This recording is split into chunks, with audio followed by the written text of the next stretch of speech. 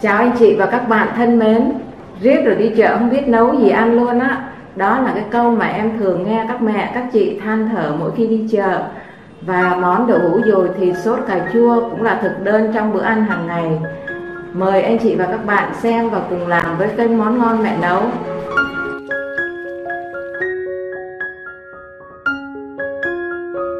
Thì để làm món đậu hũ dồi thịt hôm nay á, ở đây em có 10 gram nấm mèo khô.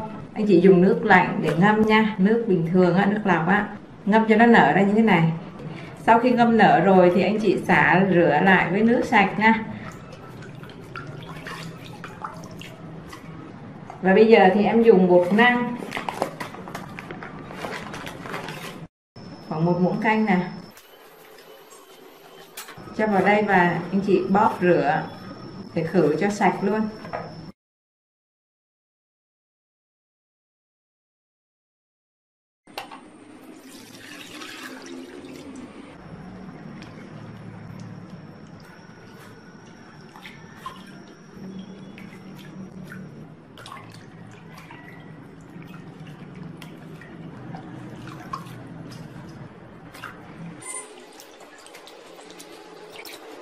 Đấy, sau khi mà rửa bằng bột năng, bóp bằng bột năng rồi, bây giờ mình rửa lại á, cảm giác nó sạch và nó không có còn cái độ nhờn nhớt nữa.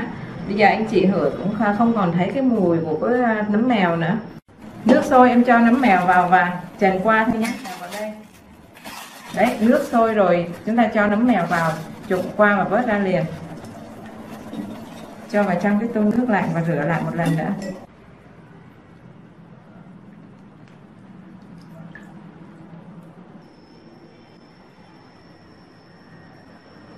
Và bây giờ em sẽ đi qua phần ướp thịt. Ở đây là 250 gram thịt nạc dăm anh chị. Anh chị bằm nhuyễn hoặc là xay đều được ha. Và thêm 100 gram giò sống. Cái phần giò sống này thì anh chị quét cho nó dẻo lên. Nấm mèo anh chị để cho khô ráo rồi thì cắt bỏ cái phần chân này đi và chúng ta xắt nhuyễn ra.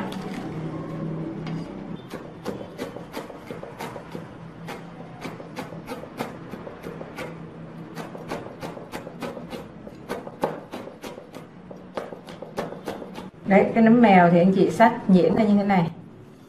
Và cái phần thịt này em sẽ ướp bằng hành phi, tỏi phi, không ướp bằng hành sống và tỏi sống nhé. 1 muỗng canh hành phi, 1 muỗng canh tỏi phi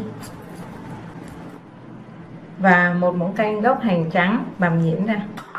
25 gram bún tàu khô anh chị ngâm nở và cắt cái khúc khoảng 2 cm giùm em. Em nêm vào đây 1,5 muỗng cà phê đường 7 gram, 1/2 muỗng cà phê muối 3 gram và 1/2 muỗng cà phê bột ngọt 2 gram. Em không có ướp hạt nêm và nước mắm nhé, bởi vì cái hạt nêm á, nó sẽ làm cho cái thịt nó bở, nó chảy nước, nó không có cái độ dẻo. Phần thịt và gia vị này anh chị trộn đều lên.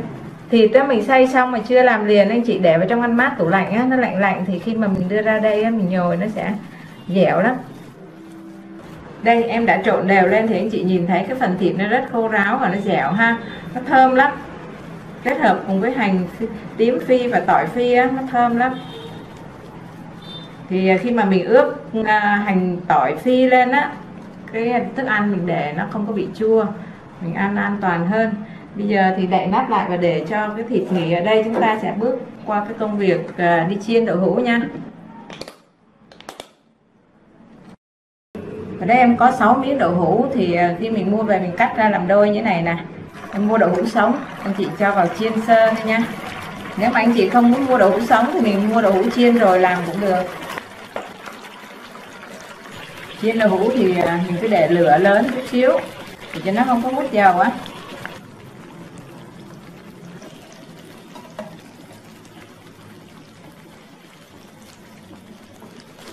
Đậu hũ này anh chị chỉ chiên sơ thôi nhé, để khi mà mình bỏ cái ruột đi mình dồi thịt vào nó không có bị bể đó.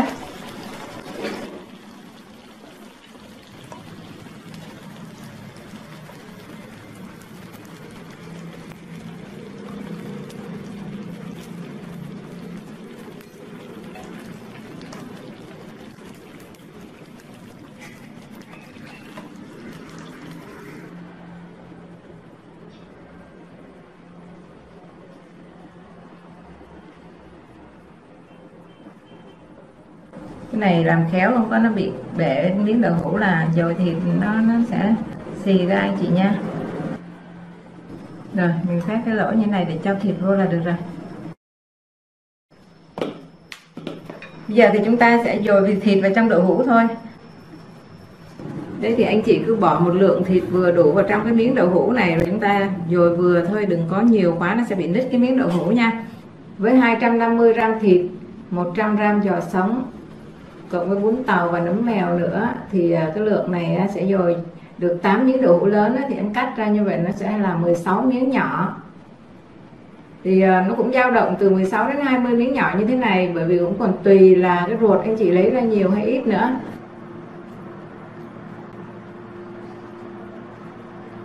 Rồi xong rồi thì bây giờ đem đi chiên.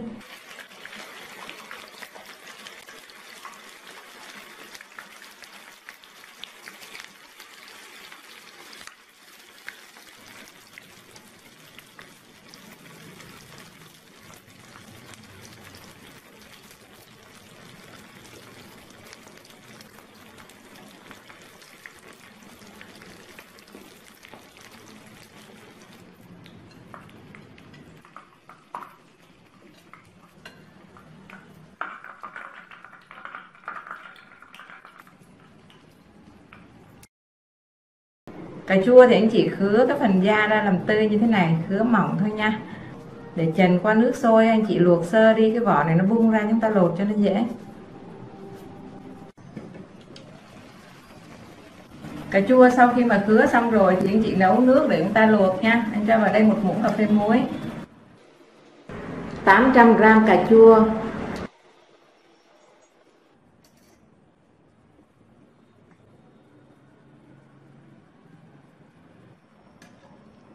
cà chua anh chị luộc cho nó nứt, nó tróc vỏ ra rồi á thì mình cho vào trong cái thau nước lạnh nè.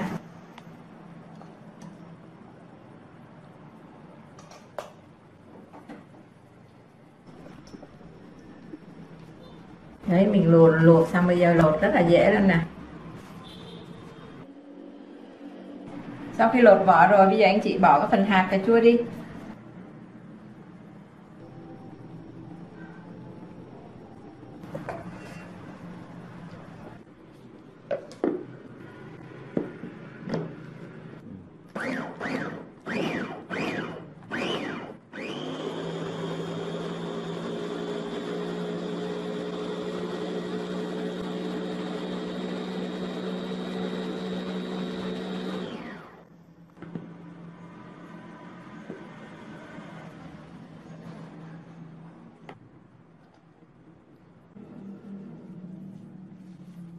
Dùng 6 muỗng canh dầu ăn thì anh chị dùng cái dầu ăn mà phi hành á, để cho vào đây cho thơm.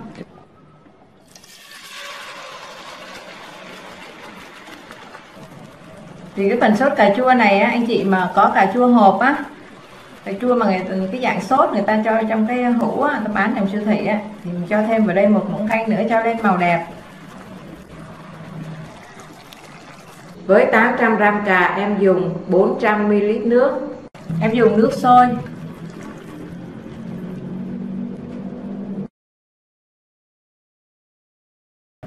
Cho nước vào rồi thì em nêm vào đây 5g muối, 1 muỗng cà phê, 10g hạt nêm, 3 muỗng cà phê, 40g đường, 8 muỗng cà phê,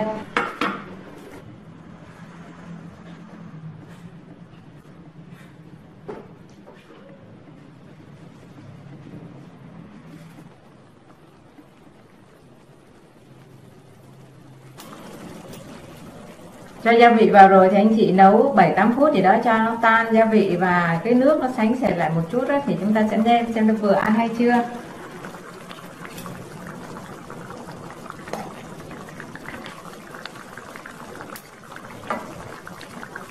Vị mặn ngọt vừa, rất là ngon luôn. Bây giờ thì em sẽ cho đậu hũ vào trong này.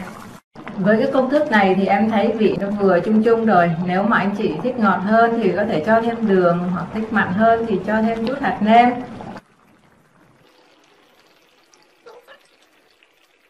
Cho đậu hũ vào rồi thì anh chị nấu thêm 10 đến 15 phút nữa cho thấm là được. Đây anh chị thấy cái miếng cà chua dồi thịt sốt cà này, cái màu đỏ của cà chua tự nhiên vào, mình chiên cái miếng đậu hũ lên trông nó vàng, nhìn ngon chưa, rất là thơm luôn á. Anh chị không có nên ướp bằng hành tím tươi đâu, bởi vì á mình để nó sẽ nhanh thiêu lắm, chịu khó phi lên á, thơm lắm. Nấu được khoảng 7-8 phút thì anh chị trở cái mặt lên xíu cho nó thấm đều. Thì đây cũng là cái món ăn thông thường, gia đình anh chị nào cũng thường hay làm. Hy vọng rằng anh chị sẽ thực hiện thành công, ăn vui và ngon miệng với gia đình. Rất cảm ơn anh chị đã theo dõi. Xin chào, hẹn gặp lại anh chị trong những video lần sau.